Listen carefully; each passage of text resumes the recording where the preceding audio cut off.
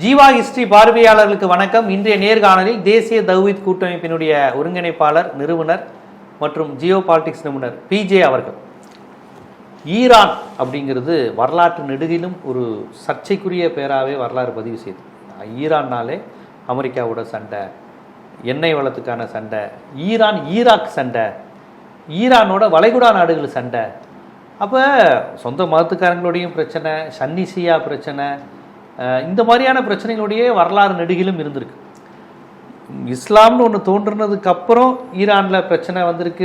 மத பிரச்சனைங்கிறது தாண்டி ஈரான்கிற ஒரு நாடு வரலாறு நெடுகிலும் அங்கே எப்படி இருந்திருக்கு, இஸ்லாம் தோன்றதுக்கு முன்னாடி என்ன மதம் இருந்திருக்கு, ஈரானியர்கள் இயல்பாகவே என்ன மாதிரியான மனிதர்களாக இருந்திருக்கிறாங்க, எப்போதும் ஒரு போரிடக்கூடிய மரபா, என்ன கான்செப்டில் அந்த ஈரான் அப்படிங்கிற அந்த தேசிய இனம் வந்து இருந்திருக்கு, அதை எப்படி பார்க்கணும் நம்ம? ஈரான்கிறது வரலாற்றில் ரொம்ப பழமையான ஒரு நாடுன்னு ஈரானை சொல்லலாம். ஈரானுக்கு வந்து அந்த காலத்தில் பேர் பெர்சியா, அதாவது பாரசீகம். தமிழில் பாரசீகம்னு சொல்லுவாங்க, ஆங்கிலத்தில் பெர்சியான்னு சொல்லுவாங்க. இந்த பெர்சியாங்கிறது வரலாற்றுப்படி பார்த்தீங்கன்னா கிமு 3000 வருது, இயேசுவுக்கு முந்தி 3000, இயேசு காலத்துக்கு அப்போலாம் பெர்சியான் தான் பேர். பெர்சியான், ஈரான்கிற பேர் வரல, ஈரான்கிற பேர், ஈரான்கிற இப்போ வந்த பேர் பாரசீகம், பெர்சியா. அரபியில் வந்து ஃபாரிஸும்பாங்க. அப்போ அந்த அது இயேசுநாதருக்கு வந்து 3000 வருஷத்துக்கு முந்தைய அந்த நாடு இருக்குது பெர்சியாங்கிற பேரில். அதுக்கு முந்தி வரலாறு கிடைக்கல. இயேசுவுக்கு 3000 ஆண்டுகளுக்கு முன்னாடி யார் யாரெல்லாம் ஆட்சி பண்ணா அந்த வரலாறுகள்லாம் இருக்கிறது, பல இது பண்ணியிருக்காங்க. அது என்ன மாதிரி கொள்கையில் மத நம்பிக்கையில் இருந்தாங்கன்னு சொன்னால் தீய நெருப்பை மூட்டி வணங்குறது. அவங்களுடைய மதத்துக்கு பல பேர் இருந்தாலும் பேசிக்கான கொள்கை என்னென்னா அவங்களுடைய கடவுள் வந்து நெருப்பு தான். நெருப்பை வந்து கடவுளாக்கி கருதி நெருப்பை மூட்டி என்ன செய்வாங்க, வணங்குவாங்க, நெருப்பை வணங்குறதுங்கிறது இப்போ இந்து மதத்தில் ஒரு பிரிவில் இருக்க தானே செய்யுது. இந்த ஜோதியை வணங்க, மகர ஜோதி, இந்த நெருப்பை வணங்குறாங்கல்ல, அந்த மாதிரியான நெருப்பு வணங்குதல் என்பது ஈரானில் பேசிக்கான வணக்கம். உருவச்சிலைலாம் வணங்க மாட்டாங்க, சிலைகளை வணங்க மாட்டாங்க, ஒரு இறைவனை வணங்க மாட்டாங்க, நெருப்பு தான் உங்களுக்கு கடவுள். சிலை வணக்கம் இல்லை, சிலை நெருப்பு வணக்கம், நெருப்பை தான் வணங்குவாங்க, நெருப்பை தான் கடவுள் நினைக்கிறாங்க, நெருப்பு தான் கடவுள், சக்தி தரக்கூடியது. அது மாதிரி இல்லாமல் அணையாத நெருப்பு ஒன்று வச்சுருந்தாங்க, அணையா விளக்கு வச்சுருக்கிற மாதிரி எரிஞ்சிக்கிட்டே இருக்கும், அதில் போய் வணங்கிட்டு வரக்கூடிய அப்படி ஒன்று நெருப்பும் வச்சுருந்தாங்க. அவங்கவுங்க ஏரியாவிலே நெருப்பை மூட்டி வணங்குவாங்க. இது வந்து ஆரம்ப காலத்தில் ஒரு விஷயம். எது வரைக்கும் இப்படி இருக்குன்னு கேட்டால் 651 வரைக்கும், அதாவது கிமு 3000 இருந்து கிபி 651 வரைக்கும்னா பார்த்துக்கிறங்க, ஒரு 4000 வருஷம் ஏறக்குறைய. அது வரைக்கும் அந்த அந்த நெருப்பு வணங்கக்கூடியவர்களாகத்தான் இருந்தாங்க. பல ஆட்சிகள் நடந்திருக்குது, பல விதமான மாற்றங்கள் வந்திருக்கிறது. பேசிக் மத ரீதியாக மாற்றம் வரல.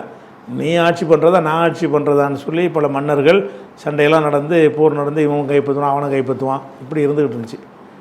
651 கலீஃபாக்களுடைய ஆட்சியில் வந்து, உஸ்மானுடைய ஆட்சியில் வந்து ஈரானை கைப்பற்றுறாங்க. இப்போ பெருசியா நபிகள் நாயகம் காலத்தில் கூட துருக்கிய தலைமையமாக கொண்டு இப்போ பிந்தியில் வந்தது. இது நபிகள் நாயகம் காலத்தில் உடனே நபி மரணித்த உடனேயே எல்லா பகுதிகளும் வந்து இஸ்லாமிய இதில் வந்து வர்றாங்க. அப்போ பாரசீகத்தையும் போய் கைப்பற்றுறாங்க. இன்னும் சொல்ல போனால் நபியுடைய காலத்தில் வந்து வல்லரசாக இருந்தது 2 நாடுகள் தான். இன்றைக்கி அமெரிக்கா, ரஷ்யான்னு சொல்கிறாங்க இல்லையா, அந்த மாதிரி நபிகள் நாயகம் காலத்தில் வந்து 2 வல்லரசு இருந்தது. ஒன்று வந்து ஃபாரிஸு, அதாவது பாரசீகம், இன்னொன்று இத்தாலி. இத்தாலி தான் அந்த அரபு நாடெலாம் இத்தாலி தான் ஆட்சி பண்ணிகிட்டு இருந்தாங்க. அதனால அந்த முசோலினிலாம் வர்றது அதெல்லாம் வருதில்ல, அவங்க கையில் தான் அதெல்லாம் இருந்துச்சு. அரபு நாடுகள் பூராவுமே அந்த இத்தாலியுடைய கண்ட்ரோல்லாம் ரோமாபுரிம்பாங்க. இந்த ரோமாபுரி ஒரு வல்லரசு, பாரசீகம் ஒரு வல்லரசு. இந்த 2 வல்லரசுமே நபிகள் நாயகம் காலத்தில் இருந்திருக்கிறாங்க. அவங்களுக்கு மத்தியில் ஒரு யுத்தம் நடந்து, அதை பற்றி குரானே சொல்லுது. ரோமாபுரிக்கும் பாரசீகர்களுக்கும் ஒரு யுத்தம் நடந்து, அந்த யுத்தத்தில் வந்து என்ன செஞ்சாங்கன்னு கேட்டால் பாரசீகம் வந்து ஜெயிக்கிறாங்க, ரோமாபுரி தோற்று போயிடுறாங்க. அதுக்கப்புறம் அடுத்த ஒரு போர் நடக்குது, அதில் ரோமாபுரி ஜெயிக்கிறாங்க, பாரசீகம் தோற்று போயிடுறாங்க. அப்படிங்கிற ஒரு விஷயம் வந்து குரானில் சொல்லப்பட்டிருக்குது. குரானில் அது ஒரு வரலாற்று ருசிகரமான ஒரு சம்பவமாக அது இருக்குன்னு வைங்களேன். நபிகள் நாயகத்தில் வந்து 2 வல்லரசு இருக்கும்போது அதில் ஒன்றாக ஈரான் இருக்குது, பாரசிங்கிற பேரில். அப்போ ஒரு வல்லரசாக இருக்கிறாங்க. அதுக்கு பிறகு நபிகள் நாயகம் காலத்துக்கு பிறகு அபூபக்கர், உமர் ஆட்சிக்கு வந்து உஸ்மானுடைய ஆட்சியில் என்ன பண்ணுறாங்கன்னு கேட்டால் அந்த ஈரானையும் கைப்பற்றுறாங்க. ஈரான் வந்து 651 இஸ்லாமியர்களுடைய கையில் வந்துடுது. நபி இறந்ததுக்கு பிறகு 651 இல்லை, கிபி 651. அதாவது 570 நபிகள் நாயகம் மரணித்து சில நாட்கள்லையே, சில ஆண்டுகளில் நபிகள் நாயகம் மரணித்து சில ஆண்டுகளில் கிபி 651னா அப்போ நபிகள் நாயகம் வந்து 570 கணக்கு பண்ணிக்கிறங்க. ஒரு 10-20 வருஷத்துல. இப்போ நபிகள் நாயகம் மரணித்து ஒரு 10-20 வருஷத்துக்குள்ளே இந்த பாரசீகம் வந்து இஸ்லாமியர்களுடைய ஆளுகையில் வந்துருச்சு.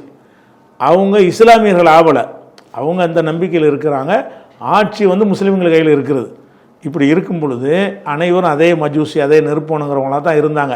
அவங்க நம்பிக்கையெல்லாம் இருந்தாங்களே தவிர முஸ்லீமாக மாறலை.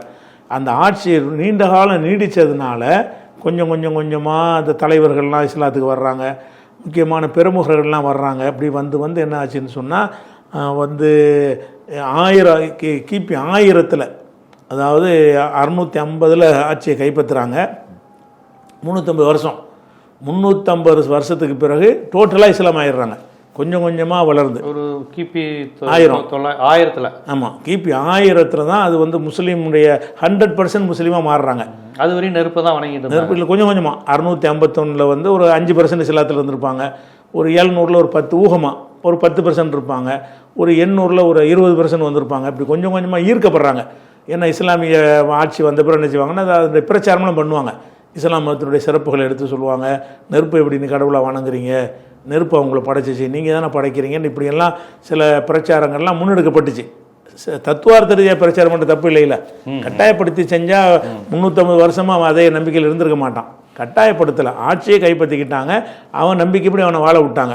வாழ விட்டாலும் இது வந்து சரியில்லை, நீ கடவுளை பற்றி நீ கொண்டிருக்கிற நம்பிக்கை சரியில்லைன்னு விளக்கி எந்த ஒரு இரத்த புரட்சியும் இல்லாத வகையில் படிப்படியாக மாற்றம் வந்து கிபி 1000 தான் அது இஸ்லாமிய நாடாகுது. அதாவது 1000 இப்போ எவ்வளோ ஆச்சு, இன்றைக்கி 1026 வருஷமாக அது முஸ்லீம் நாடாக இருக்குது. 2026 தானே இப்போ? ஆமாம், 1026 வருஷங்களாக முஸ்லீம் நாடாக இருக்குது. அதுக்கு முன்னாடி வரைக்கும் வந்து இந்த 650லேருந்து 1000 வரைக்கும் அவங்க கொஞ்சமாக கிராஜுவலாக மாறிக்கிட்டே வர்றாங்க. அவருக்கு நெருப்பணுங்கிறவங்களாம் இருந்தாங்க. அது குறைஞ்சி 100% வருவதற்கு தான் அந்த 1000 ஆயிடுச்சு. கொஞ்சம் வந்தது 650 கொஞ்சம் வந்துட்டாங்க. 650 ஒரு 10% வந்திருப்பாங்க. ஒரு 700 ஒரு 10% வந்திருப்பாங்க. இப்படி கொஞ்சமாக வளர்ந்து வந்துட்டாங்க. அப்போ இஸ்லாமிய நாடாக வருது. இஸ்லாமிய ஆட்சியாக வந்த பிறகு அதில் பல பிரிவு, இந்த ஷியா பிரிவு இதுகள்லாம் என்ன செய்யுதுன்னா உஸ்மானிய ஆட்சி தான் வருதாங்க. ஷியா வந்து பிறகு தான் ஆல்ரெடி ஆட்சியில் துருக்கியர்கள் ஆட்சியில் எல்லாம் வருது. அப்போ துருக்கியர்களை எதிர்த்து என்ன செய்கிறாங்கன்னா இவங்க உனக்கில் இருக்க மாட்டோம் அப்படின்னு சொல்வதற்கு இவங்க அந்த ஷியாங்கிற ஒரு நம்பிக்கையை அடிப்படையாக வச்சுக்கிட்டு என்ன செய்கிறாங்க, ஒருத்தர் வந்து களமிறங்குறார். ஷியாவுடைய நம்பிக்கையில் மாற்றம் வந்துச்சுன்னா துருக்கியோட சேர மாட்டாங்கல்ல. ஷியா கொள்கையில் இல்லாதவங்க துருக்கி ஆதரிப்பாங்க. என் கொள்கையை வேறடா, நான் உன்னோட இருக்க மாட்டேன்னு டிக்ளேர் பண்ணிவிட்டு அப்போ ஒரு யுத்தம்லாம் நடக்குது. யுத்தம் நடந்து துருக்கி ஜெயிக்க முடியலை. அதில் என்ன செஞ்சிட்டாங்கன்னா அந்த ஷியாவுடைய கை ஓங்கின பிறகு அவங்க கையில் ஆட்சி வந்துருச்சு. அவங்க துருக்கியை தோக்கடிச்சிட்டாங்க. துருக்கி வந்து ஈரானை கைப்பற்ற வரும்போது அவங்க ஜெயிக்க முடியலை.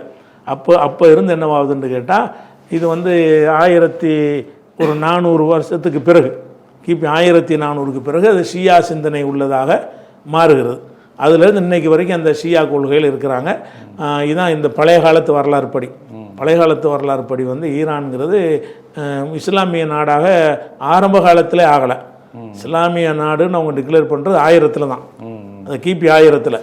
அப்போ நபிகள் நாயகத்துக்கு ஒரு 600 வருஷம் பாரசீகமாக இருந்தது. ஈரான்கிற பேர் எப்போ வந்தது? ஈரான்கிற பேர் வந்து இந்த இஸ்லாமியர்கள் அந்த ஆட்சிக்கு வந்த பிறகு ஈரான்கிற ஒரு பேரை அது கொடுக்குறாங்க. பாரசீகம்ங்கிறது எதனால அதை கொடுத்தாங்கன்னு தெரியல. ஈரான்கிறது மீனிங் அர்த்தம் தெரியல. அரபு பேராது?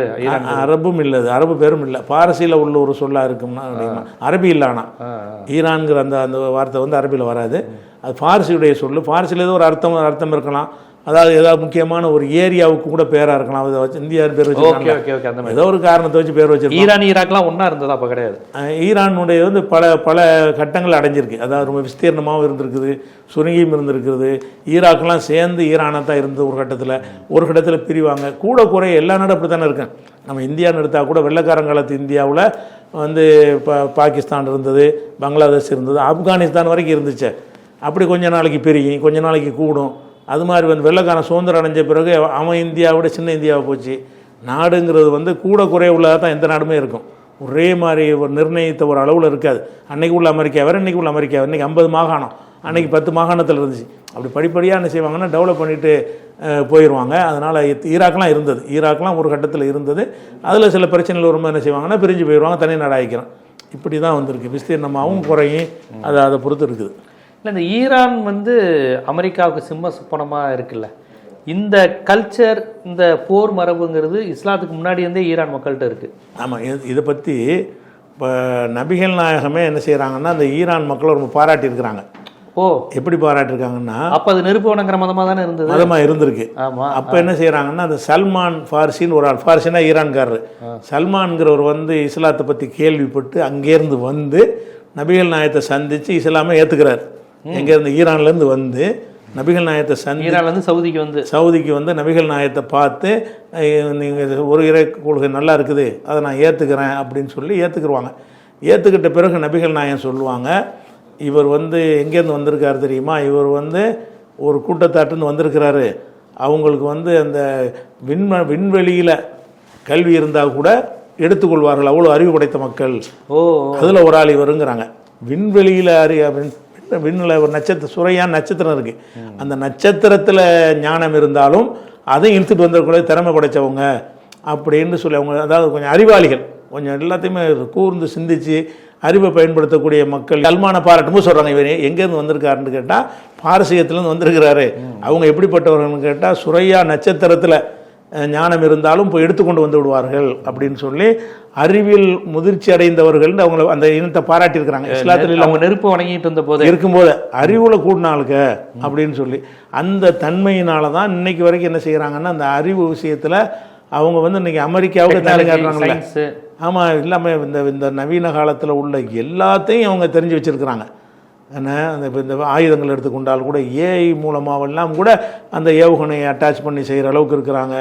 அது மாதிரி ஹேக் பண்ணி ஒவ்வொரு நாட்டுடைய ரகசியங்களை எடுக்கிறது. அவங்களுடைய ஹெலிகாப்டர்லாம் கீழே உசுரோடு இறக்கிடுறாங்க, முழுசாவே அடிச்சு குண்டு போட்டு தாக்குறது இல்லை. அவன் ட்ரோன் அனுப்புனான்னா ட்ரோனை கீழே இறக்கி என்ன செய்கிறாங்க, இவங்க ப்ரோக்ராம் மாற்றி விட்டு அதில் உள்ளதெல்லாம் கற்றுக்கிட்டு இவங்க மாடிஃபை பண்ணிடுவாங்க. அந்த மாதிரி ஒரு திறமையான ஒரு ஆளுக்கு, அந்த திறமையை தான் இவங்க விளங்காமல் போயிட்டாங்க.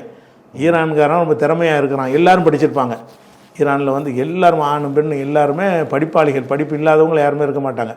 அதனால் எல்லாருமே இன்ஜினியர்கள், விஞ்ஞானிகள், அதிகமான ஆய்வு செய்யக்கூடியவர்களாக இருப்பாங்க. அது அந்த மண்ணுக்கே உள்ள தன்மைங்கிறது நபிகள் நாயகம் கொடுத்த நற்சான்று. அறிவியல் மிக்கவர்கள் அப்படின்னு சொல்லி அவங்கள பாராட்டியிருக்கிறாங்க. அதை வந்து இப்போ பார்க்கும்போது கரெக்டாக தெரியுது, அவங்க அறிவியல் மிக்கவர்கள் தான் இருக்காங்க. இப்போ சில பேரை வந்து மூலக்காரன் நம்ம சொல்லுவோம்ல, அந்த மாதிரி உள்ள ஒரு இனம் அவங்களுடைய தன்மை அப்படி இருக்கும், ரொம்ப கூடுதலாக. இயேசு பிறப்புக்கு 4000 ஆண்டுகளுக்கு முன்பே அவங்க ஒரு பெரிய பேரரசு, சாம்ராஜ்யம், அறிவியல் தொழில்நுட்பத்தில் இதாக தான் இருந்திருக்காங்க. இஸ்லாம் வருவதற்கு முன்னாடி அது ஒரு சக்தியை வல்லரசாக தான் இருந்திருக்காங்க. ஏன்னா இன்னைக்கு வரையும் அமெரிக்காவினுடைய சிம்ம சொப்பனம் ஈரான் தான். சவுதி இதெல்லாம் உள்ள போட்டாச்சு, பாகிஸ்தானை பலமுறை அடிச்சாச்சு, ஆப்கானிஸ்தானை தூக்கி அடிச்சாச்சு, ஈராக்ல சதாம் ஹுசேனா இது பண்ணியாச்சு. ஆனால் தாலிபான்கள் எல்லாத்தையும் பண்ணாலுமே இவங்கள வைக்கும் போது மட்டும் அமெரிக்கா ஒரு கூடுதல் சிரத்தை எடுக்க வேண்டிய ஒரு தேவை இருக்கு. ஆமாம், ஏன்னு கேட்டால் இவங்க வந்து இந்த ரஷா பஹ்லவின்னு ஒரு ஆள் மன்னரை கொண்டாந்து வச்சு பெட்ரோல் உலகத்தெல்லாம் கொள்ளடிச்சிருந்தாங்க அமெரிக்காக்காரங்க. அதை எதிர்த்து தான் என்ன செஞ்சாருன்னா அந்த மத குரு ஆயத்துல்லா குமைனி, இவர் வந்து காமினி, அவர் குமைனி முதல்ல எடுத்து போரிட்டவர் வந்து குமைனின்னு சொல்லுவாங்க. ஆயத்துல்லாங்கிறது அந்த பட்டம், அது யார் அந்த சுப்ரீம் லீடர் வர்றாங்களோ அவருக்கு ஆயத்துல்லா பேர் இல்லை, அவரும் ஆயத்துல்லா தான், இவர் பட்டம், இவரும் ஆயத்துல்லா. இன்னொருத்தர் வந்தார்னா அவரும் ஆயத்துல்லாமாங்க. ஆயத்துல்லான்னா அல்லாவுடைய அத்தாட்சி அப்படின்ற ஒரு அர்த்தம் அது. அந்த மாதிரி ஒரு அர்த்தத்தில் உள்ள முதல்ல ஆயத்துல்லா குமைனின்னு இருந்தார். அந்த குமைனி என்ன பண்ணார்னு கேட்டால் அவர் வந்து இந்த மன்னராட்சிக்கு எதிராகவும் அமெரிக்காவுக்கு அடிமையாக இருக்கிறதுக்கு எதிராகவும் கடுமையான பிரச்சாரங்கள் பண்ணார். நாடு கடத்தினாங்க. அவர் ஃப்ரான்ஸில் அப்படி வெவ்வேறு நாடுகளில் இருந்துக்கிட்டு என்ன செஞ்சார், அந்த காலத்தில் இந்த ஆடியோ கேசட் தான், வீடியோலாம் இல்லாத காலம், ஆடியோவில் பேசி லட்சக்கணக்கில் கேசட்டை பேசி அனுப்புவார். அது ஈரானில் ஒரு வீடுகள்லாம் போய் பரவி ஆட்சிக்கு எதிராக மக்களை கொந்தளிப்பை உண்டாக்கி திடீர்னு மக்கள் இறங்குறாங்க. ஒரு நாள் மன்னர் ஓடி போயிட்டான் நாட்டை விட்ட. அதுக்கப்புறம் தான் இவர் கொமேனி வந்த பிறகு அந்த ஆட்சி உண்டாகி அப்போ தான் இந்த மெத்தட்லாம் உண்டாக்குறாங்க. அமெரிக்காவுடைய தூதரகத்தில் நுழைஞ்சி அதில் உள்ள எல்லாரையும் பிடிச்சி பிணைய கைதியாக வச்சுக்கிட்டாங்க. அவன் மீட்பதற்கு என்னமோ பண்ண ஒன்றுமோ பண்ண முடியல, கெஞ்சி மன்னிப்பு கேட்டு தான் அவங்கள வந்து மீட்டுக்கிட்டு போன அமெரிக்காக்காரன். அதனால் அமெரிக்கா வந்து விரட்டி அடிச்சாங்க. அமெரிக்காவோட எல்லா நிறுவனங்களையும் இழுத்து மூடினாங்க. அமெரிக்காவுக்கு எண்ணெய் வளம் கிடையாதுன்னு சொன்னாங்க. அப்படின்னு அப்போ ஆரம்பித்த சண்டை அது. மறுபடியும் அதை பிடிக்க பார்க்குறாங்க. ஈரான் தான் அதிக எண்ணெய் வளம் மிக்க 2வது இடத்துல இருக்குது அந்த அந்த கல்ஃப்லேயே. 2வது இடத்துல உள்ள அந்த பெட்ரோலை கைப்பற்றுறதுக்கு தான் ஆட்சி மாற்றம் இந்த வெனிசுலாவில் செஞ்ச மாதிரி அது செய்கிறதுக்கு தான் திட்டம் போடுறாங்க. ஒரு அமைதியெல்லாம் காரணம் கிடையாது. அவங்க அதை விளையங்கிட்டு தெளிவாக இருக்கிறாங்க.